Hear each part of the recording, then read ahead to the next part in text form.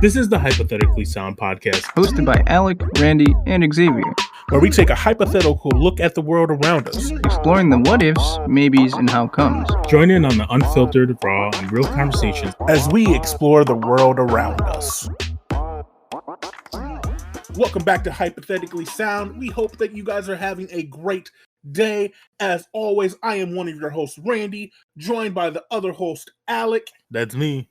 And we are on album number 85 of Apple Music's Top 100 Albums of All Time. Today, we are talking about Kacey Musgraves' Golden Hour. Now, Alec, I know that you are not the biggest fan of country music.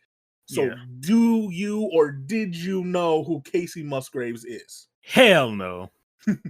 And I'll be honest, I had not listened to any of her music, but I did know who she was. I probably have heard one or two of her songs just on the radio the one or two times that I play country music for our mother. That's crazy because I don't it's not that I'm not a fan of country. Mm-hmm. I'm just not into it. There are a lot of good country songs. Yeah. But I will never see it unless someone who listens to country tells me is hey, you should hear this song. Or it's Shabuzi's bar song where it's all over social media, you know what I'm saying? Which you won't find a lot of country songs. It's just not a social media type genre. Yeah. At least not the side of social media. If you're not named Taylor Swift and you do country pop, it's not happening probably. But I used to listen to country music. I grew up, while we go up in the inner cities, I did spend the summers at our grandfather's house in the country. And so country music was the number one type music where he lived. And so during the I enjoy late 90s, early 2000s bluegrass country, Tim McGraw, people like that have stories.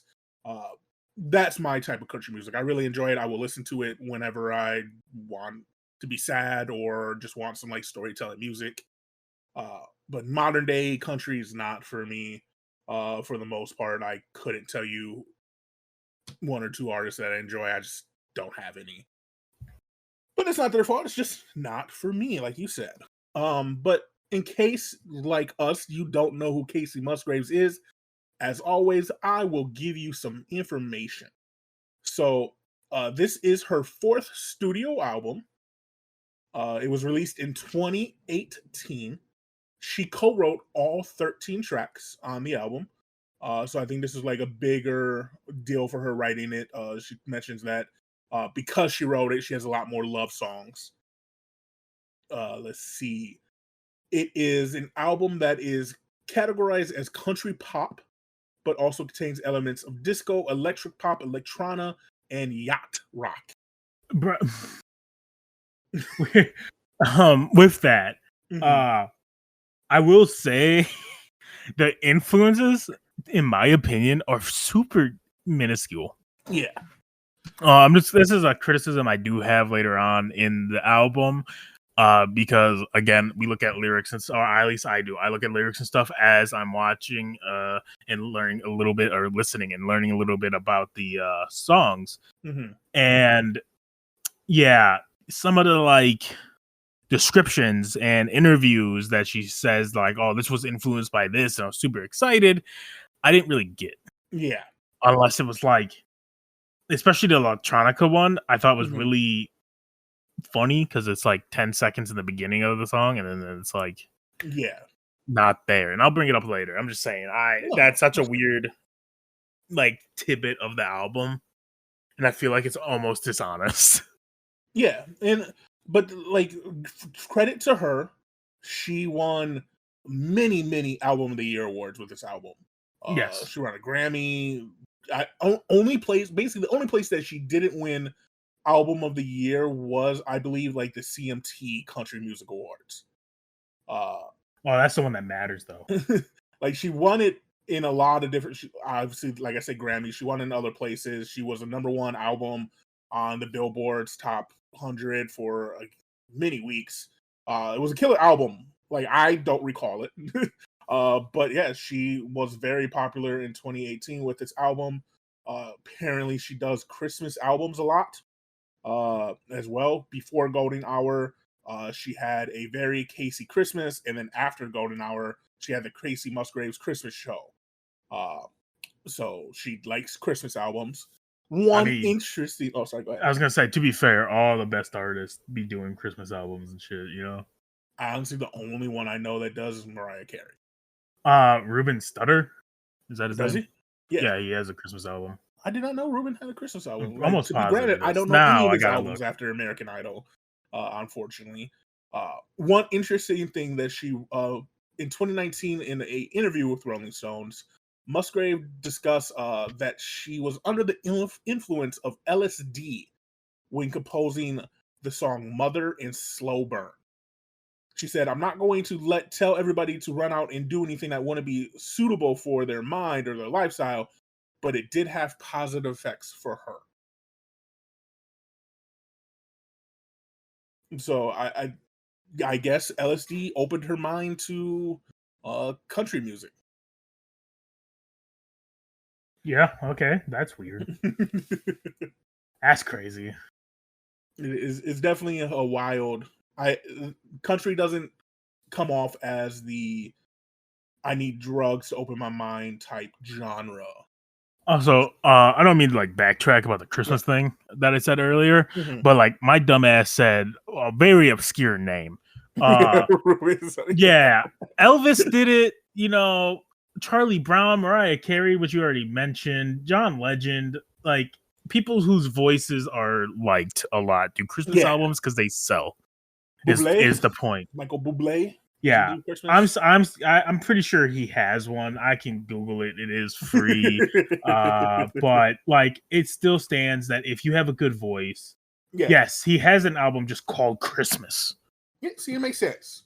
So he's someone I would expect to have a Christmas album. Yeah. So I want to apologize for just tossing out the most random name I could, because there are bigger names, more well-known individuals that have done Christmas. If you're not into gospel music, you probably don't know who Ruben Studdard is anymore. After American Idol, they gave him his one album, and it flopped because he didn't like it, and he went to gospel. Unfortunately for America.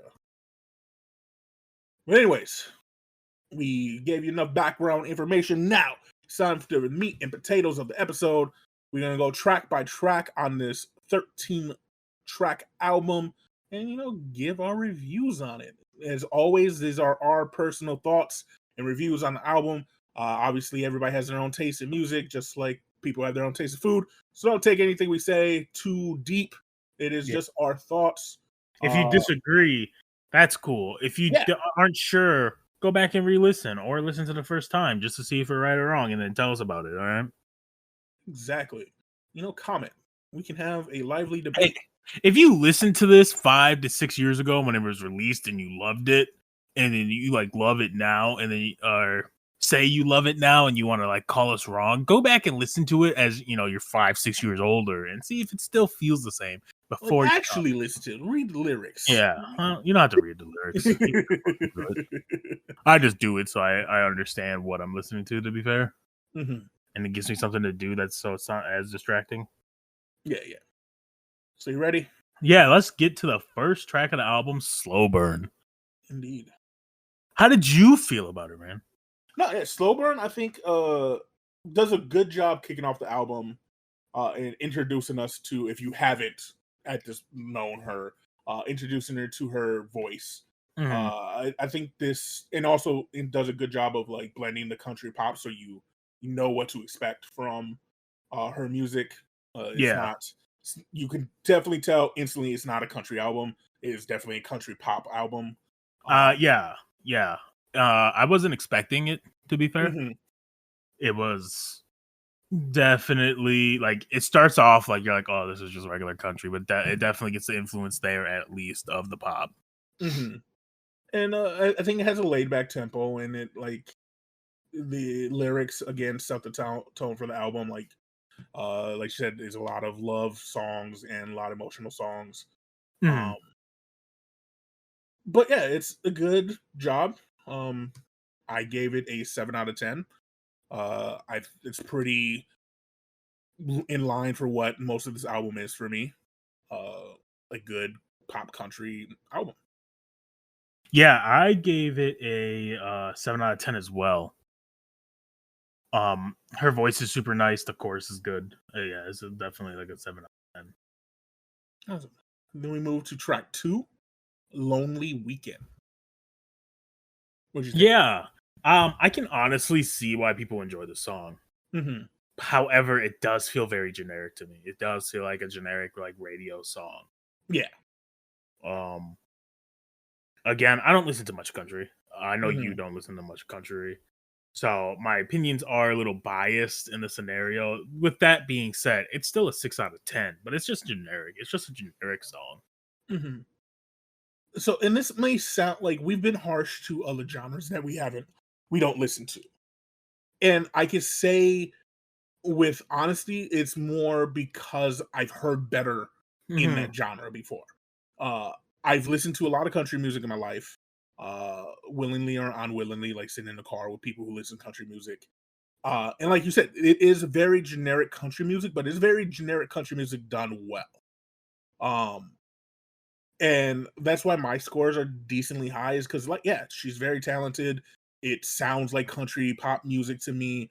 It's done well. There's not a lot on the album that I dislike. Uh, like, this is to me a standout track on her album. It's Really? catchy. I think it does a good job of blending the pop and country again. Even has a little bit of like an indie sound to it. Um, it's just, like I said, it's just catchy. It's upbeat. I enjoyed it. 8 out of 10. Interesting. Okay. Understandable. Which moves us to track 3, Butterflies. Again, for me, it was another like top of the album. It was a That I nice. can agree with. It was a nice. This has been a nice start to the album for me. Uh, Again, it just features great vocals. Has a great melody. Um, Good if you like country lyrics. Again, another song about love and new love. Uh, and again, blends country and pop really well, and it shows why, at least in this point in time, she was the top in the country industry. I give it an 8 out of 10. Yeah, this is probably one of my favorite on the albums as well. It's one of the lead singles. The chorus is real nice. It does feel very radio hitish. Hmm. I gave it a 7 out of 10. So that moves us to "Oh What a World."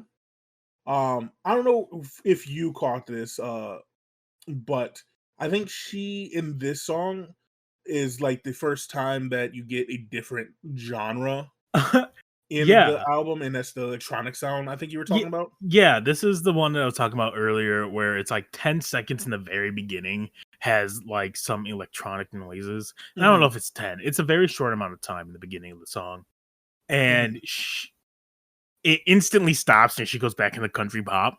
Yeah. And on Genius, during like the descriptions and like the showing the interview, whatever, she says that she was super excited to really like have electronic influences in the song and show what it can do, like be mixed with country and all that. Yeah. But there wasn't in infusion. It was electric and then all of a sudden country pop. You know what I'm Hmm. saying?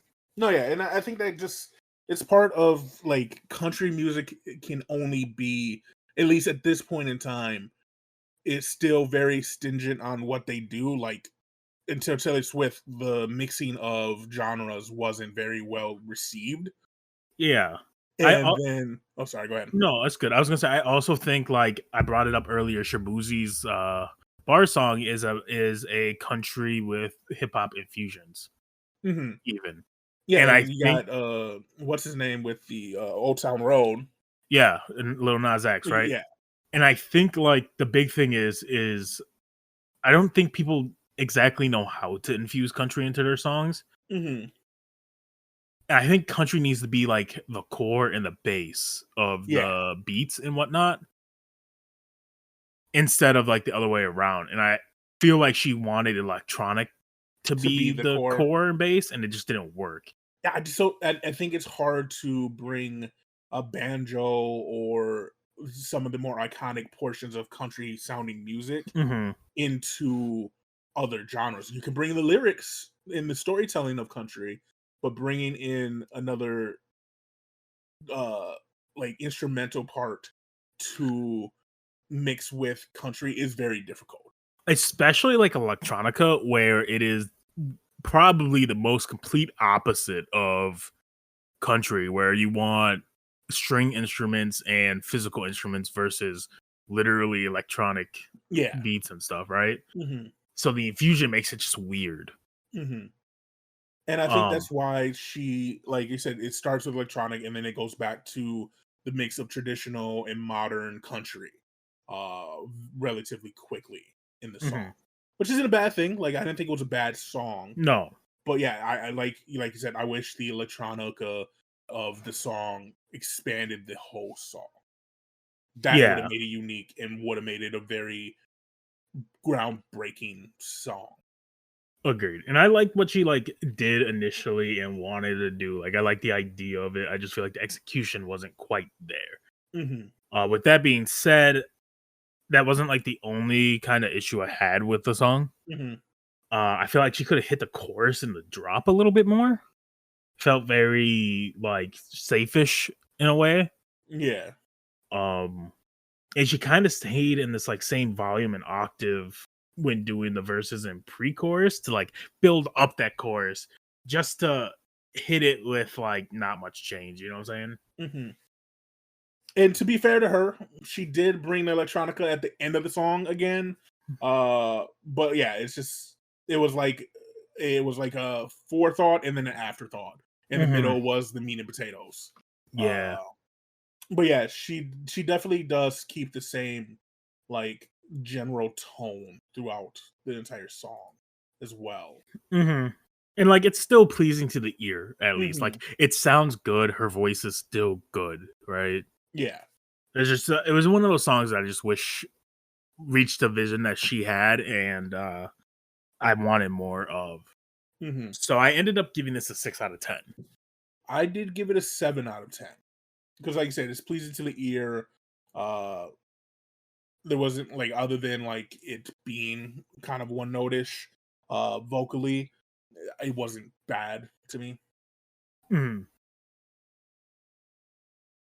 Which moves us to her first LSD infused song, which is also the shortest song on the album at 1 minute 18 seconds.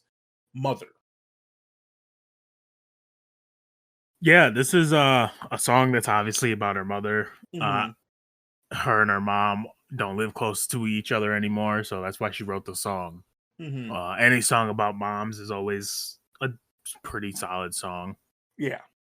There is no if ands and buts about that. There's not much to say. It's like you said, it's the shortest song. It's hmm about her essentially not seeing her mom and wanting to be closer to her. The LSD thing's weird to me because, like, I don't know why she needed drugs to get these feelings out. hmm But the piano's nice. It's a nice little Yeah, song. nice piano. It's just showing off her voice, and she kind of, I feel like she sings with a different style on it too. Like it's a very like this is gonna sound weird, and I don't mean this in a gross, creepy, weird way. She sings more like a little girl. Like she's singing to her mother, and it sounds like she's singing like a little like when she first started learning music, she's singing a song to her mom. Like just Yeah. how her voice sounds on the song compared to other tracks, it just Mhm. sounds very little girlish, like just that pitch and like not We even weren't loved as strong. children, so he doesn't understand that, like, she's singing it like she loves her mom. Yeah, that's what I was looking for. She's singing it for her mother. hmm but no, I liked it. I thought it was a 7 out of 10. Short, sweet, nice little note to her mom. It'll always be Yeah. there. Give it a 6.5 out of 10. Yeah, fair. Which moves us to "Love Is a Wild Thing," um, which obviously by the title of the song is a song that is about unpredictable nature of love. Um, I don't know if it was the same for you as it is for me. I didn't think it was like a standout track, anything amazing, anything special. What did you think? Yeah. This song emphasizes why I think people like her. Mm-hmm. Because in her music, because again, it's a very generic type song. Yeah. But it is something that I feel like if you turn on the radio, you would hear. Like almost every song so far up until this point feels like a very radio-ish style song, Mm-hmm. which is not a bad thing. I think like radio artists make it far for a reason because they're listenable. Yeah. But nothing that's like for her talking about how she wanted to blend all these things. There's more songs that are traditional country pop than experimental or blending of genres. It kind of feels like while she did all this and she wanted to do all this, the management was like, sure, this track, and this track you can do for 15 seconds. Right, yeah. I think the song's a little slow as well, if I remember correctly, but the chorus really picks it up. Yeah. However, like again, it's slow waiting until the chorus for it to get picked up. The beat gets better as the song goes through, especially towards the end of the song. And like it does suit her voice. She has a very nice voice that is meant for that sound. I gave it a 6.5 out of 10. Yeah, I gave it a 7 out of 10. Mm-hmm. It's pretty close. We've been pretty close on most songs so far. Which moves us to track number 7, so we're halfway through, which is called Space Cowboy. I don't know if if you can think of any songs on the top of your head, songs that you just don't vibe with. I feel like I have at least one on every album that we've done where it's just it's an song to me. This is one of those for me. Yeah. This I even put in my notes that this is the typical radio country music song, you know? Mm-hmm.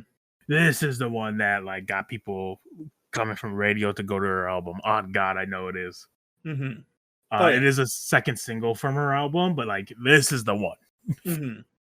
It sounds very like while the lyrics are very country, the instrumental sounds to me like a cinema ballad. Like it was a very much so a movie love song, like that you would see on Netflix. A radio hit, as you say, like it sounds like. It just wasn't for me. I enjoy other stuff on this album much more than I enjoyed Space Cowboy. Yeah, I would also agree. It's also my lowest rated. I gave it a 5 out of 10. I gave it a 6 out of 10. So yeah, pretty close on what our thoughts are on each song. Yeah, I'm actually really surprised that we are so close to a lot of songs. I thought one of us would be really not one end of the spectrum or the other. Especially, actually, I thought it was you. I thought you would be like super low because you are very, I don't like this. This is bad type. Oh yeah. And I am for some albums. I'm definitely that way. And while there's tracks on this one I don't like, for the majority of the album, I did enjoy the sound. I don't like country music. Does sound pleasant. It's very soothing music. I just most of the time don't like not agree with the lyrics, but don't engage with the lyrics just because it's not my lifestyle. Either it's a lot selling drugs and stuff with hip hop, but yeah, I mean one's more relatable than the other. I feel. Yeah, yeah, selling drugs and crime more relatable than love. Go on. Yeah. Which moves us to track 8, Happy and Sad. Relatable for half of that title. What side? We'll never let you know. It's sad. You'll know. You'll know. You don't even need to guess. Anyways, yeah. So this song was weird because the chorus hits in the beginning of the song. Mm-hmm. Like I enjoyed the beginning of it, and then it just falls off. In my opinion, it is just a downhill song from there. No, I agree. Like it starts like okay, and then it turns into a song that sounds like the label had a bunch of like pre-made tracks when they're trying to find someone's album sound, and gave this to her like, this is the song that's gonna make you a star. And it wasn't. Only saving grace on this is that she is a very powerful singer. Yeah. For like, here goes country people gonna hate me. I don't think a lot of country stars can sing. Yeah. I think their vocals, if you put them up against actually like pop stars and other genres top stars, I think country gets washed out. Like if we're doing like Pitch Perfect, the acapella battle they do in every movie, country is the first genre out. Like they lose. I don't understand that reference because I've never seen Pitch Perfects, but okay. But yeah, I agree. It's not a good metaphor either, because it's not what they do. It's who can do the song, whatever. But they lose. Country music loses in a battle of vocals at the end of the day. But Kacey Musgraves, as I was trying to say, is a very powerful vocal in the country industry and in just music in general. She has a very good voice, and it saved this song. Yeah. I think that also her songwriting would probably suit pop music more than what she's doing on the album. Yeah. And I think, like, I don't know if she'd be more successful, but it definitely feels more poppy than country in a lot of these. I am surprised that she hasn't taken that turn. Like, after this big album, I'm surprised. Maybe she just failed doing it. I don't know. I haven't looked into what she's done after this. But I'm surprised that in 2020 or 2021, she didn't release a fully pop album and tried to go the same route that Taylor Swift went. Just because she has that sound, and like you said, she would be better lyrically wise and probably sound wise as well on a fully pop album. Yeah, I would agree wholeheartedly. But I did give this track a 6 out of 10. Like I said, her vocal saved it, or it would have been much lower for me. Yeah, I gave the track a 6.5 out of 10. Yeah, so same wavelength. We got this time. Which moves us to what I think, like, I think I've heard this song beforehand. I've heard people talk about it. The name just sounds familiar, and I think it might have been one of her popular songs called Velvet Elvis, track number 9. Yeah, I lied. This is actually my favorite of the album. You like this one? I did like this song, yeah. Okay, so did you like I didn't like this one that much. I understand why people can like it. What got me, I didn't like like how she holds Elvis, and then there's a couple lines, and then a rhyme to Elvis that she holds the same way. I think like that. I think the thing is it hasn't, like, Velvet Elvis is an eternal rhyme in itself. Mm-hmm. And I think she, during her courses, really tries to emphasize that. Yeah. And I can understand why you're just like not a big fan of that. Because it's not in the rhyming portion, it's the, like, she holds Elvis like a weird amount of time, and it kind of like, and her voice like changes a little bit, and then she does it again, not right after, but like it's, so she holds the Elvis, says like a line, and then has the rhyme with Elvis and holds it the same way she did Elvis. Yeah, like you had to go listen to the song. It's just weird to me. I didn't like no, I like, that's what I was trying to say, is like, I'm pretty sure she does it because she's trying to emphasize the internal rhyme. Okay. Right. Yeah. However, yeah, I thought this was like potential to be a single on the album, and I think it would have been a better option than Space Cowboy. Yeah, I can see that. I like I said, what I don't like, I think a lot of people would like. I hate things that normal people like, apparently. I gave the song a 6 out of 10. I gave it a 7 out of 10. Okay. So not too far off. But yeah, like I said, I think like after hearing it, it became my favorite on the album. But initially it was Butterfly. Yeah. 7 for you is like a 9, so it's not. For country people. That's fair. Like, no, it's not. It's still a 7. Like, sorry about that yawn. I made you yawn. Yeah, it's fine. It's okay. It happens to the worst of us. Yes, I am the worst. Which moves us to 10. And it's a song entitled Wonder Woman, Who's the Best. What did you think of Wonder Woman? So if I was a small town woman going through something, this would be a certified banger, 10 out of 10 on Guad. But I'm not.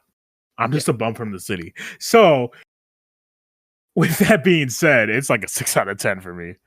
Oh yeah, it's a 7 out of 10. I think it gets catchier with each verse.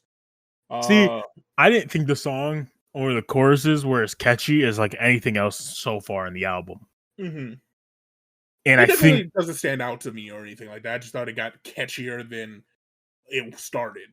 Yeah, that's fair. I just think like the fact that she kind of fell off on this song, in my opinion, in comparison to everything else, is very noticeable because like she makes very catchy choruses, like very very catchy choruses. Yeah. No, of course. So like this one just stood out far too bad for me. Yeah, I wrote it's a track that might not stand out initially, but I think like the more you listen to it, it's one of those like when you listen to an album for the first time, it's one of those songs that you just and you skip every once in a while, and then one time it just comes on and it gets stuck in your brain, and then it becomes your favorite. I can see that being this song being that for people, or maybe that's just something that happens to me and I'm weird. No, it does. I just think it's weird that you said that when you'll never hear the song again, so you can't prove your theory. True. Who knows? Maybe it'll pop up on one of our rides one time, and then we'll listen to it, and then we repeat it won't over and over again and sing it loudly as we're if I have the aux, it won't.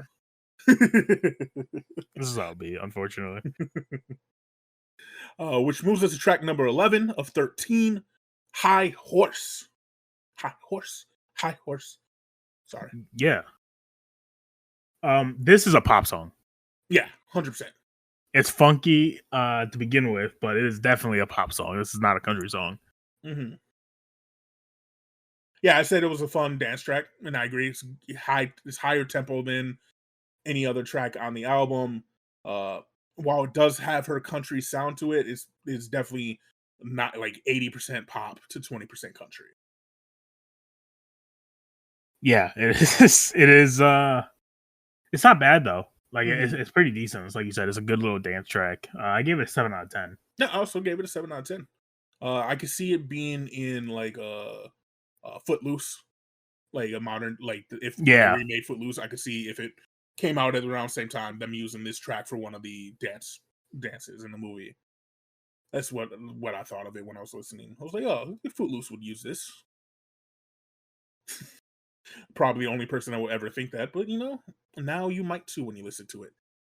Which moves us to the namesake of the album, track number 12, Golden Hour.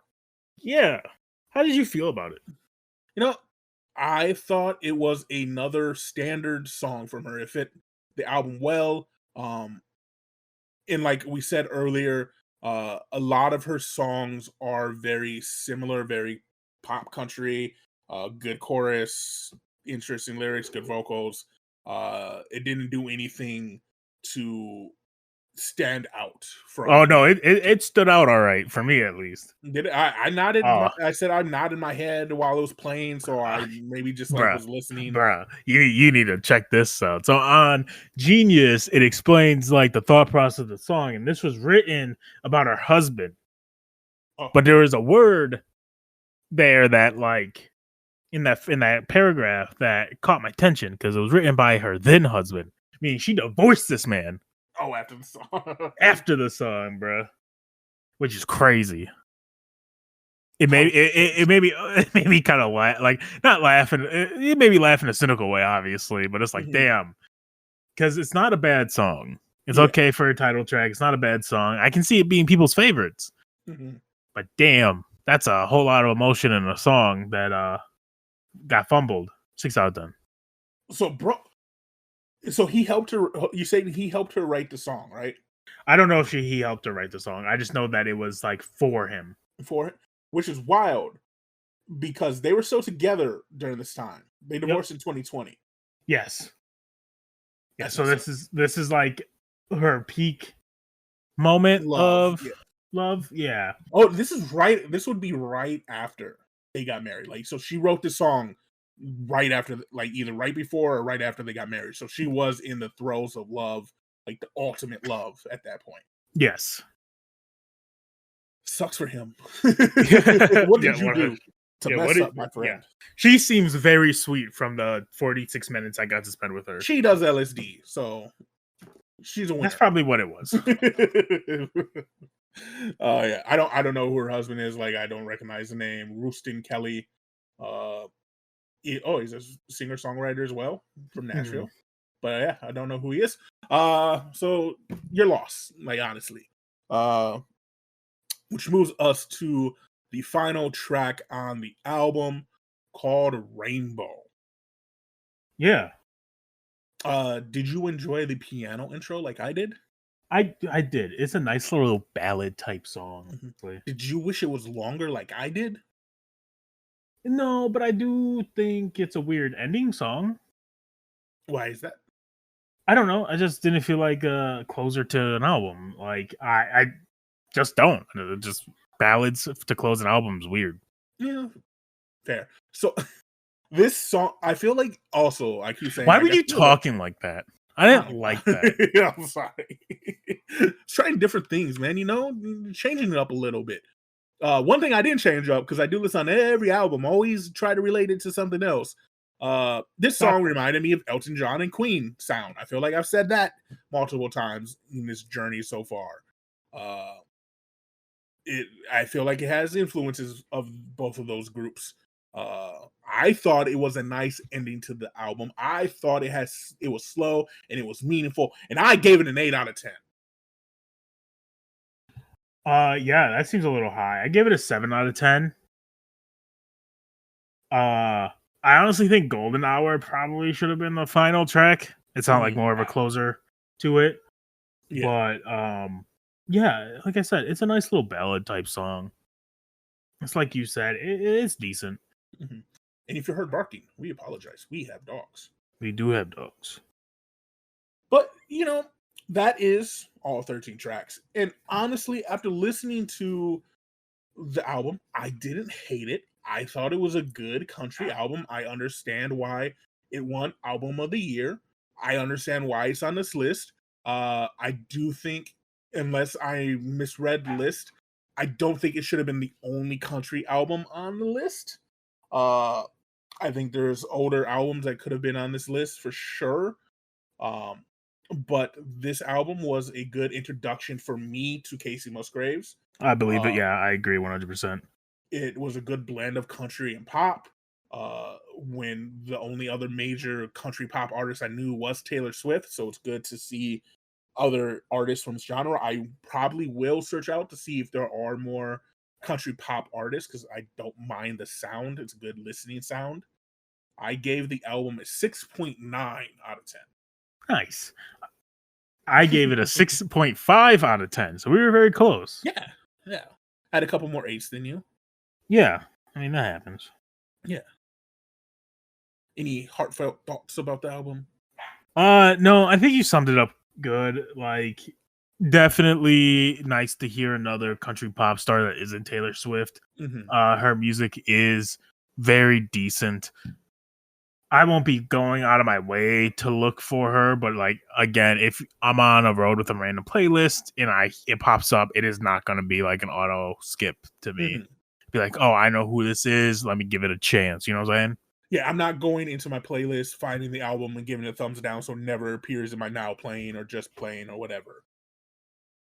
Like I did on Burial and Blue Lines. But yeah, I enjoyed it. But it's that time, Alec, that everybody wants, needs. Yeah, man. Shout out to all the people that actually go out and listen to country pop, because like you're keeping that genre alive single-handedly, honestly. Because again, I only knew Taylor Swift, and I feel like I'm not the only individual in this world that's going to know Taylor Swift. And only Taylor Swift, you know what I'm saying? Yeah.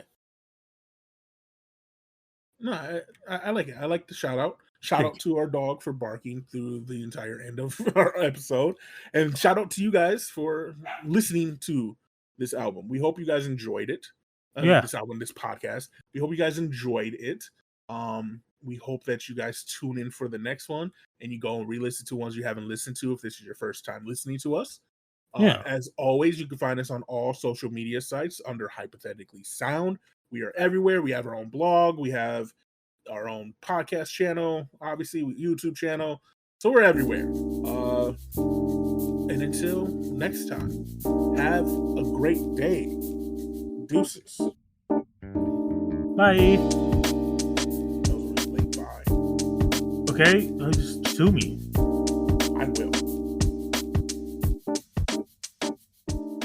Thank you for listening to Hypothetically Sound. We hope you enjoyed the episode. All episodes can be found at hypotheticallysound.podbean.com, as well as on Apple, Spotify, and Pandora. For full unedited video versions of the podcast, please visit us at youtube.com/hypotheticallysound.